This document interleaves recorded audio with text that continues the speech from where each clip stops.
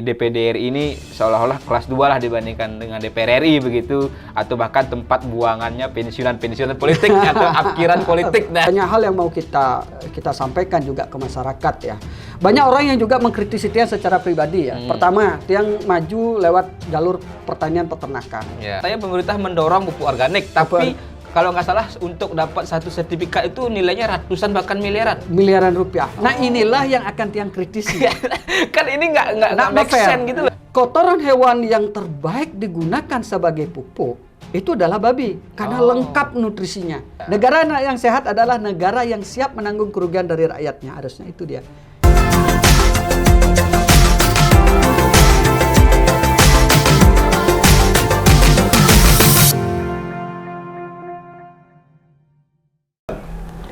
Selamat siang, kembali lagi di channel YouTube Mr. Puisi Live. Dan hari ini kami kedatangan tamu istimewa. Ini ada salah satu calon DPD RI dari Bali, Bli Ketut Hari Suyase. Swastiastu, Bli. Om Swastiastu. Selamat siang. Siang. Selamat datang ini di studio channel YouTube Mr. Puisi Live. Terima kasih sih sudah hadir, Bli. Terima kasih. Ya, ini kita akan membahas apa mungkin kira-kira yang menjadi ya perjuangan beliau nanti di DPD RI, karena beliau ini tokoh peternak ya, tokoh peternak khususnya selama puluhan tahun, lebih dari 20 tahun memperjuangkan kepentingan aspirasi dan suara peternak di Bali, khususnya peternak babi, karena beliau juga seorang ketua GUPBI Bali, benar belum ya? Nah, sebelum kita ngobrol-ngobrol lebih lanjut, kami ingatkan untuk jangan lupa subscribe channel YouTube Mr. Puisi Live dan juga komen dan like channel YouTube Mr. Puisi Live di bawah naungan MGP Media. Ya, Bli, kita ngobrol-ngobrol sedikit, Bli. Santai saja. Ini berapa lama sebenarnya saya ingin ngobrol dengan Bli gitu. Malah sebenarnya ini sudah lewat galungan. Kita sudah lewat patungnya ini. Urusan babi lah. Nah, ini mungkin kita bisa sharing-sharing sedikit. Yang saya ingin tanyakan mungkin penegasan juga sekali. Apa sebenarnya yang mendorong seorang Ketut Hari Suyase, atau yang panggil Bli Hari Suyase gitu, untuk ke DPD RI? Karena yang saya tahu Bli itu berkutat dengan dunia peternakan, khususnya di babi, urusan peternak, urusan petani sejak 2003 ya? Ya. 2005 menjadi ketua GUPBI, berarti hampir 23 tahun. 19 tahun. 20 tahun lah, 20 tahun, hampir 20 tahun. Apa sebenarnya yang ada keresahan nggak dari seorang Ketut Hari Suyase gitu, melihat kondisi Bali mungkin secara umum, melihat juga mungkin ya teman-teman kita di DPD RI yang mungkin juga ada anggapan di DPD RI ini seolah-olah kelas 2 lah dibandingkan dengan DPR RI begitu, atau bahkan tempat buangannya pensiunan politik atau apkiran politik. Nah, itu apa yang mendorong Bli, kan tokoh muda gitu. Kenapa mau ke DPD gitu, Bli? Iya kan, sebenarnya sih awalnya Tiang tidak pernah terpikirkan untuk terlibat, walaupun memang secara pribadi saya sering terlibat dalam kontestasi politik ya, termasuk menjadi tim sukses mungkin sekitar. Boleh saya sebut tim suksesnya siapa? Udah lewat. Sudah lewat. Dan kebetulan tim sukses orang-orang berkuasa saat ini, jadi Tiang salah satu orang mungkin di ring satunya pada saat itu. Ya, nah 2019 lah kemudian mengajarkan saya bahwa tidak ada yang pernah serius memperhatikan nasib peternak, terutama peternak babi. Berarti masa pandemi ya? Masa pandemi. Sebelum pandemi itu kan diawali sama kayak di Cina, itu kejadian ASF dulu, wabah babi dulu, baru kemudian pandemi. Flu babi istilahnya. Ya, flu babi dulu, baru kemudian COVID. Ya, di Indonesia pun begitu. Jadi kena ASF dulu, baru kemudian dilanjutkan kena COVID. Nah, pada zaman ASF kita lihat sama sekali pemerintah itu seakan-akan tidak peduli. Ya. Mungkin lebih halusnya lagi seakan-akan tidak peka terhadap situasi yang ada. Bagaimana kemudian ada jutaan ekor babi saat itu yang mati. Di Bali berapa? Di Bali populasi waktu itu dianggap 988.000, tetapi itu kan data pemerintah ya. Data lapangan kan belum tentu sama. Ya mungkin jauh lebih besar kan? Jauh lebih besar. Nah, kalau kita perkirakan waktu itu dan sampai hari ini jutaan ekor udah mati, memakan korban dari ASF itu. Nah, kepekaan pemerintah itulah yang kita lihat tidak ada pada saat itu. Walaupun pada saat itu Bali belum ditetapkan sebagai wilayah bencana, ya, karena kan kita berbicara regulasi nih, kita bertata negara kan harus ada regulasi ya. Kalau sebuah wilayah belum ditetapkan sebagai wilayah bencana, maka secara hukum di daerah itu tidak punya kewenangan untuk mengeluarkan dana sosial misalnya. Oh, iya. Tetapi kan sebagai seorang pemimpin yang mempunyai hati, seharusnya kan melihat situasi rakyatnya. Ini ada situasi yang belum pernah terjadi pada saat itu. Ya, bagaimana kemudian orang miskin atau peternak-peternak ya, yang menengah, yang kecil, yang besar itu pada bergelimpangan, habis babinya dia ratusan sampai banyak yang habis, sama sekali tidak ada bantuan yang dikeluarkan sama pemerintah ya. Itu membuat yang waktu itu merasa sangat kecewa. Ya. Edukasi yang kita harapkan yang dilakukan oleh pemerintah di dalam ruang mencoba menutup ruang gerak dari pergerakan wabah juga tidak dilakukan oleh pemerintah. Pada saat kejadian 2019 itu hanya 4 kabupaten yang kena waktu itu, dan itu pun masih kecil, sifatnya masih skala desa. Di mana saja 4 kabupaten? Badung, Tabanan, Gianyar, dan Kodia. Kalau di Badung masih terkonsentrasi di Kuto Utara, ya. Nah, kalau di Denpasar, di Kodia itu masih di Peguyangan. Jadi masih kecil-kecil nih. Masih kecil-kecil. Jadi sangat gampang api itu kita padamkan waktu itu. Yeah. Nah, kita bilang waktu itu sama pemerintah, kalau memang pemerintah dalam hal ini anggaran tidak punya, karena legal format hukumnya tidak ada, belum ditetapkan sebagai wilayah bencana, maka ada hal indah yang bisa kita lakukan terkait dengan pemanfaatan kekuatan desa adat pada saat itu.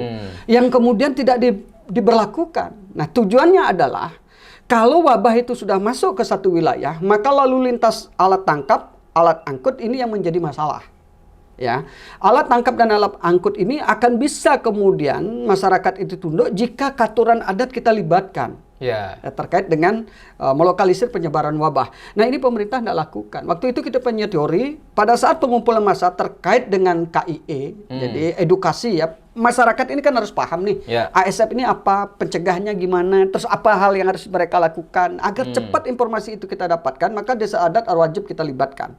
Ya, kita minta pemerintah waktu itu turun pada samuhan Banjar-Banjar adat yang punya fungsi mengumpulkan massa. Itu adalah desa adat. Ya.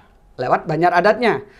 Pemerintah dinas mengedukasinya, materinya dia yang dapat, gitu loh. Jadi kalau dua pemerintahan ya, dinas dan adat ini kita kawinkan pada situasi saat itu, Tiang yakin wabah tidak akan merajalela seperti ini. Ya, Tiang yakin ya. Karena terlepas dari apapun kekuatan desa adat itu penting di Bali. Nah, ini yang menurut Tiang sering tidak dilakukan oleh pemerintah kita yang tertinggi yang ada di Bali. Nah, ini cukup kita sayangkan ya. Kenapa kemudian ide-ide dan kepekaan itu tidak mereka asah. Ya, waktu itu kalau kita bicara kerugian, kira-kira berapa kerugian dari peternak? Iya, kalau kita hitung aja 2,5 juta pada saat itu harga pokok produksi peternak itu 25.000 per kilo ya, hidup ya. Kalau aja dia naiknya cuma 100 itu kan udah 2,5 juta ya. Ada 2,5 juta. Kalau aja kita berasumsi yang mati itu 400 saja sudah sekian T loh. Oh, triliunan berarti. Triliunan. Okay. Itu uangnya triliunan yang seharusnya menjadi tanggungan pemerintah kalau kita berbicara tentang wabah. Nah, akhirnya sampai hari ini pun kemudian declare itu tidak dilakukan. Jadi tidak pernah kemudian Bali dianggap pernah terdampak wabah. Okay. Secara hukum Bali belum pernah terdampak wabah. Tetapi faktanya kemudian Bali ini terdampak wabah. Apa sebenarnya pertimbangan pemerintah? Apakah ada juga pertimbangan politis di sana? Atau ini kembali kepada tadi bilang ketidakpekaan atau ketidakpahaman mungkin malah dari pemimpin kita dan pemerintah di Provinsi Bali? Iya, ada beberapa argumentasi yang diberikan pemerintah saat itu waktu kejadian 2019-2020 kita minta agar Bali dideklar. Ya, kenapa Tiang membutuhkan pada saat itu Bali untuk dideklar? Karena Tiang ingin memberikan bantuan ke masyarakat ternak yang terdampak. Jadi masyarakat ternak yang terdampak ini kita bantu nih. Kalau Bali sudah ditetapkan bencana, maka ada kewenangan dan kewajiban pemerintah untuk melakukan memberikan bantuan ke masyarakat. Waktu itu pemerintah berusaha untuk tidak sepakat, tidak sependapat. Karena menurut mereka, jadi kalau sebuah wilayah ditetapkan sebagai wilayah bencana, maka selama itu lalu lintas ternak antar pulau kita tidak bisa lakukan. Okay. Nah, ini menyangkut masalah ekonomi. Berarti apakah hanya babi apa meremet ke sapi? Produk turunan, bukan. Babi dan saja? produk turunannya. Oh, oke. Jadi babi dan produk turunannya itu tidak akan diizinkan. Jika Bali ditetapkan sebagai wilayah bencana ASF, maka Bali tidak boleh mengirimkan babi dan produk turunannya keluar wilayah. Dan ini berbahaya juga untuk bisnis. Oke, kita waktu itu bisa terima argumentasi pemerintah waktu itu, tetapi kita minta. Ya, kita minta pemerintah mengeluarkan sebuah ide-ide agar rakyat yang belum mendapatkan bantuan, yang seharusnya kalau dideklar mereka akan dapatkan bantuan, ini juga harus diperhatikan. Jangan dibiarkan mereka mati sendiri gitu ya. Okay. Untuk menyelamatkan yang lain mereka harus arah kiri, kan ini not fair gitu ya. Bunuh diri massal jadi. Iya, ini tidak benar. Jadi sebagai pemerintah yang sehat harusnya waktu itu membuat sebuah program ya agar bisa membantu rakyat. Nah, waktu itu ya kita berbicara pada saat itu, bernostalgia pada zaman itu. Nah, pada saat pembahasan APBD waktu itu ya, kita mengusulkan agar pemerintah menyiapkan dana 20 miliar. 20 miliar. 20 miliar untuk pembelian bibit dan dalam upaya kita melakukan restocking. Ya, restocking karena kan tadi sudah mati gitu kan, harus ada bibit baru. Harus ada bibit baru. Nah, inilah yang kita harapkan waktu itu oleh Pak Gubernur lakukan. Nah, waktu itu ternyata tidak disetujui. Yang disetujui waktu itu hanya 3 miliar atau 5 atau 3 miliar ya, artinya hanya hitungannya babi waktu itu bibit babi pada saat itu harga 1 juta, berarti sekitar 3.000 ekor sampai 5.000 ekor lah ya yang pemerintah bisa bantu. Nah, kita akhirnya tunggu lagi penyelesaiannya, ternyata mundur menjadi 1 M ya. Jauh sekali jadi. Jauh sekali, turun dari 20 turun ke 5. Berarti kalau 1 M kan hanya 1.000 ya? 1.000 ekor. 1.000 ekor dibagi 10, anggap aja 9 kabupaten kota, ini nilai yang sangat kecil sebenarnya. Berarti kan hanya dapat 100 per kabupaten, per peternak berapa gitu. Ini makanya. Nah, akhirnya yang 1.000 ini kita tolak sebenarnya, tetapi akhirnya yang 1.000 ini pun hari ini pun juga tidak ada ujung pangkalnya. Yang jelas kita sih mudah-mudahan saya yang salah, tetapi kita tidak melihat hal itu ada aplikasinya di lapangan. Nah, ini juga kita sesalkan. Nah, atas dasar itulah, kegundahan itulah, melihat situasi itulah kemudian membuat peternak kemudian meminta Tiang selaku pribadi jadi untuk maju menjadi calon DPD. Ya, walaupun sebenarnya Tiang aslinya juga digadang-gadang maju di tingkat 1 sebenarnya kalau kita berbicara legislasi ya. Tetapi Tiang lebih suka mengambil risiko ke independen. Jadi bukan ke partai tetapi ke independen, dalam konteks kemudian Tiang ingin membuat diri Tiang lebih leluasa, lebih luas untuk melakukan perjuangan kepada peternak. Ya, tapi kan seperti kita ketahui, DPD RI itu dibandingkan dengan DPR RI seperti saya singgung di awal kan beda kelas. Satu beda kelas. Kemudian anggapan publik juga. Artinya dari sisi kewenangan juga sangat jauh berbeda. Tidak punya kewenangan sebesar yang dimiliki oleh DPR RI yang setidaknya ada 3 fungsi, legislasi, budgeting, dan pengawasan. Kalau DPD RI kan terbatas gitu.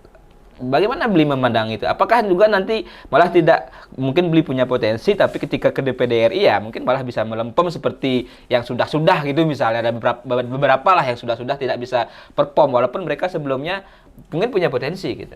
Ya, itu kan kata wit dan kata orang ya.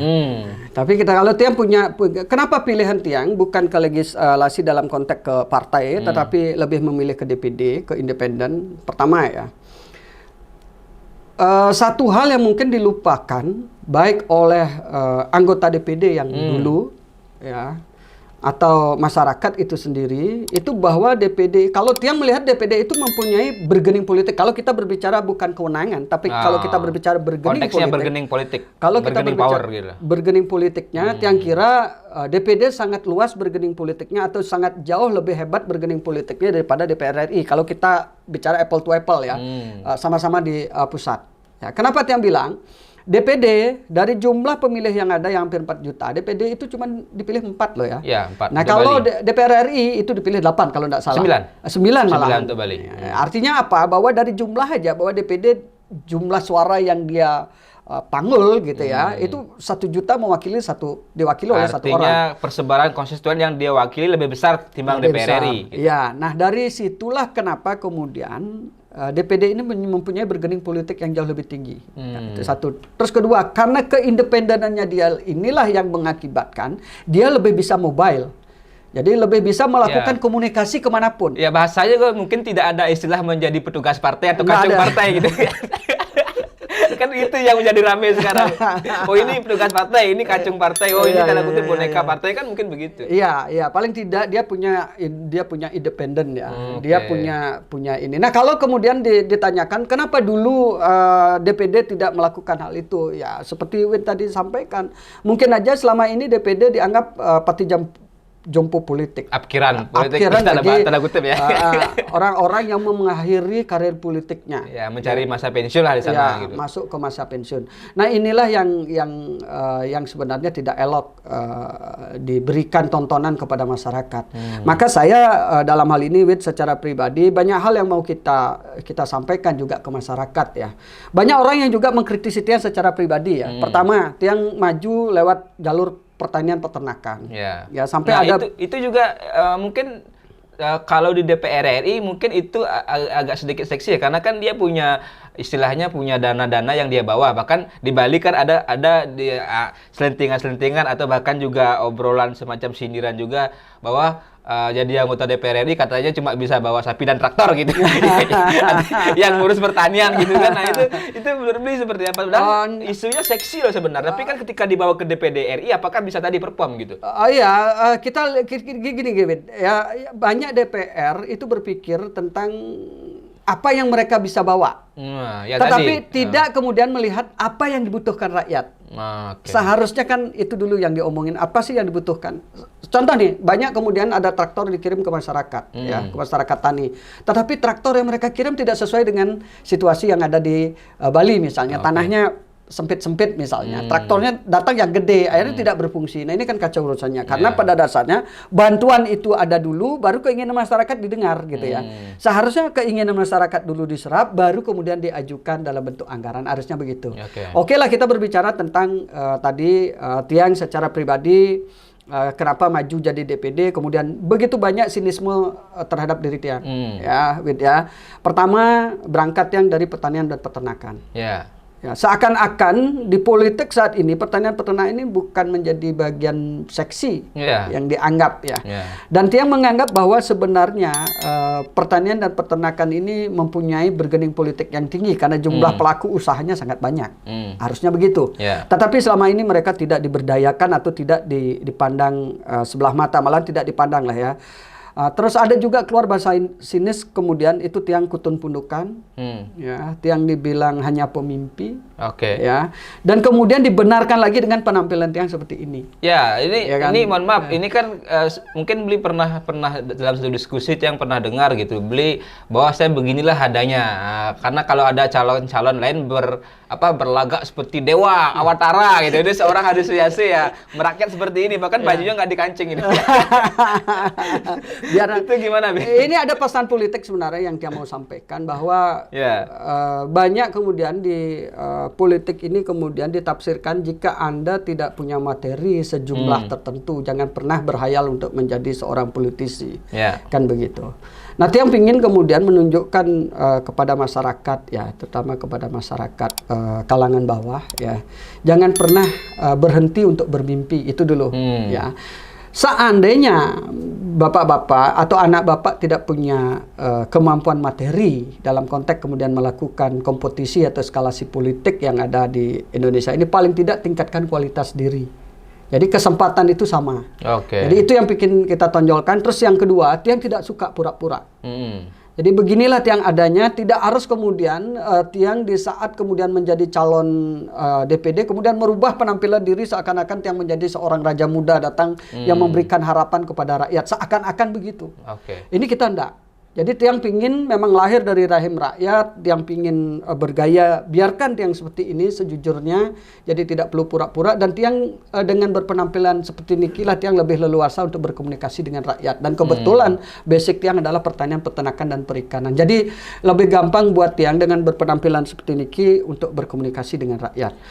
Nah, itu hal-hal yang mau Tiang sampaikan sebenarnya kepada masyarakat kita, selain memang Tiang minta dukungan kepada masyarakat untuk menunjukkan bahwa pertanian dan peternakan dan perikanan di Bali ini tidak boleh dipandang sebelah mata dalam kita berbicara tentang kontestasi politik. Ya, apa ada gagasan atau ide besar atau apa mungkin berangkat dari kebutuhan masyarakat, peternak atau petani atau yang juga di perikanan yang beli sudah potret yang mungkin nanti akan beli perjuangkan walaupun bentuk perjuangannya pasti akan berbeda antara DPR RI dengan DPD RI Ya, kan paham. tadi perbedaan kewenangan. Paham. Apa yang beli potret dari masyarakat atau apa yang beli dengar serap dari mereka begitu? Ya, kalau kita berbicara tentang peternakan, kita khususkan aja dulu peternakan babi ya, karena itu basic Tian Rike. Jadi lalu lintas ternak antar pulau itu menjadi hal yang sangat wajib untuk kita perjuangkan.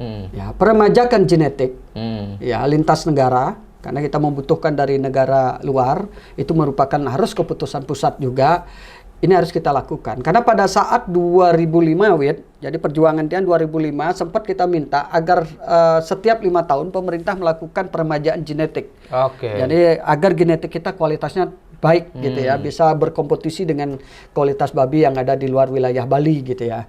Nah, pemerintah waktu itu berjanji, tapi sampai hari ini belum pernah ada satu simen beku pun yang didatangkan gitu ya. Nah, ini cukup kita sayangkan, dan inbreeding, jadi perkawinan sedarah ini udah banyak dilakukan. Itu kan jadi hasilnya nggak bagus kan? Nggak bagus. Jadi kualitas perkembangan tubuh dengan jumlah pakan yang dia makan itu tidak profit ya. Jadi belum tidak maksimal yang kita dapat. Nah, sehingga kita membutuhkan genetik baru. Nah, ini yang akan kita bicarakan juga ke pusat dengan bargaining position yang kita miliki. Selain kita juga akan melakukan sesuatu di daerah dengan bargaining yang kita miliki, kita akan melakukan sesuatu daerah terkait dengan misalnya bagaimana kemudian agar pemerintah mau melakukan penetapan nilai jual produksi misalnya di tingkat masyarakat.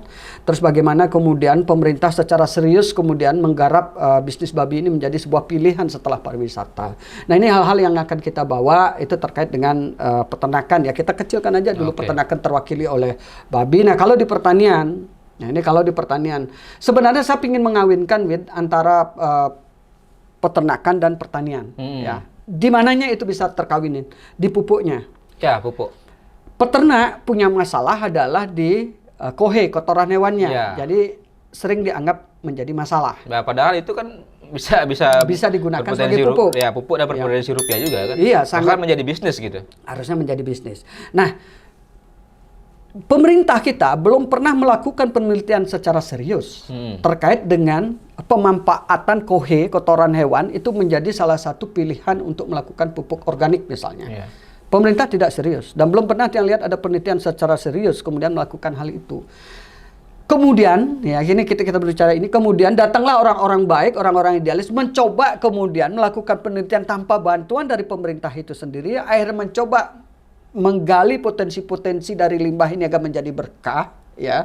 Kemudian mereka jual, kemudian mereka dipermasalahkan karena tidak punya surat izin produksi dan tidak punya surat izin edar. Itu pun menurut saya juga agak membingungkan ya, karena katanya pemerintah mendorong pupuk organik, tapi kalau nggak salah untuk dapat satu sertifikat itu nilainya ratusan bahkan miliaran rupiah. Nah, inilah yang akan Tiang kritisi.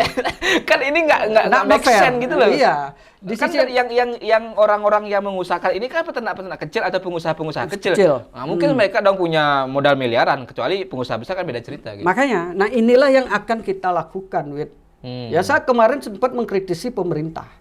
Ya, dalam konteks kemudian kita sering berkata atau pemerintah sering mengatakan jangan mencemari ya. Di saat kemudian hal yang sudah dianggap mencemarkan itu kemudian diolah menjadi sebuah produk yang sangat menguntungkan bagi alam ini, kenapa kemudian dipermasalahkan dan dibenturkan dan dikejar-kejar polisi kan kalau nggak salah? Terkait yang memproduksi ini? Benar. Dibilang nggak punya izin kan? Tidak punya izin, tidak punya surat izin produksi, tidak punya surat izin edar. Maka pemerintah kalau dia punya hati, kembali lagi nih, kalau pemerintah punya hati dan punya niat yang sama dengan idealisme orang-orang yang idealis yang turun ini, seharusnya pemerintah mempermudah, mempercepat, mempermurah proses pembuatan perizinan. Itu loh. Ya, itu kan sebenarnya yang menjadi semangat dari lahirnya Omnibus Law Cipta Kerja, tapi kan faktanya berbanding terbalik lagi. Nah, ini yang kira juga perlu ke depan kita komunikasikan ke pusat, karena itu kan aturan dibuat di pusat ya. Ini hal-hal yang akan mungkin kalaupun yang tidak berhasil kan bisa jadi dong yang gagal memperjuangkan, tapi paling tidak upaya itu akan kita lakukan. Nah, itu terkait dengan sinergitas antara pertanian dan peternakan. Ini yang sebenarnya di Bali mau Tiang bangun sebenarnya. Kalau mau lihat ya, babi sangat membutuhkan dedak. Dedak itu dihasilkan oleh padi. Padi sangat membutuhkan pupuk. Pupuk dihasilkan dari kohe. Ya. Kotoran hewan yang terbaik digunakan sebagai pupuk itu adalah babi karena lengkap nutrisinya. Nah, kenapa babi ini selama ini belum pernah dilakukan penelitian? Kembali lagi Indonesia kita berbicara tentang haram dan halal. Iya, bahkan itu yang paling kita anggap kan kotoran babi itu adalah tadi bisa dianggap bawa penyakit lah, adalah bahkan orang menolak misalnya ada peternakan babi di tempat Sebuah wilayah. rumahnya karena mereka takut dengan kotoran, sebenarnya bukan takut pada babinya. Gitu. Nah, ini makanya kan ini karena menjadi hal yang kontraproduktif ya. Di satu sisi yang lain dikatakan bahwa daging terenak adalah babi, tetapi di sisi yang lain mereka seakan-akan dimanapun mereka berdiri mereka diusir. Nah, ini kan gila urusannya gitu loh. Okay. Nah, melihat situasi itulah seharusnya pemerintah melakukan sesuatu. Pemerintah yang baik itu kan pemerintah yang bisa dan mampu melihat masalah-masalah yang di masyarakat. Harusnya begitu. Okay. Bukan dibobokkan dengan bangunan-bangunan fisik saja, kemudian masyarakat dianggap sudah dia mewakili masyarakat untuk membantu masyarakat. Itu kan juga tidak baik kalau begini caranya. Ya, itu menarik Bli. Kita tunggu karena itu juga menjadi keresahan teman-teman saya. Kan saya ada komunitas petani juga yang memproduksi pupuk ya. Itu yang menjadi persoalan klasik juga sebenarnya jika dikaitkan juga dengan wacana pemerintah mendorong penggunaan pupuk organik. Kan sebenarnya pupuk organik itu adalah solusi terhadap mahalnya pupuk subsidi yang kimia gitu kan. Yang pemerintah ya nggak selesai urusan pupuk bersubsidi ini gitu. Iya, Tiang sebenarnya sih pada dasarnya udah dari tahun 2000, kalau kita berbicara tentang pupuk yang bersubsidi ya, Tiang bilang itu subsidi yang salah. Iya. Seharusnya subsidi itu dilakukan bukan di hulu, harusnya di hilir. Yang disubsidi bukan pupuk, seharusnya biarkan pupuk menjadi produk ekonomi dan berkompetisi secara sehat. Ya, seharusnya yang disubsidi adalah hasil jual produksi di tingkat rakyat. Harusnya begitu. Ya, semurah apapun wheat dikasih pupuk, jika nilai jual produksi wheat tidak diberi dengan harga layak, sama juga bohong. Rakyat itu tetap hidupnya menderita kok, gitu loh. Nah, seharusnya menurut Tiang nih Kiwit ya, kalau you mau bertani, maka you akan mendapatkan subsidi. Ada jaminan produknya dia dibeli dengan harga pokok produksi aja dulu. Gitu ya. Misalnya gabah di sawah itu misalnya nilainya misalnya anggap 7.000 per kilo.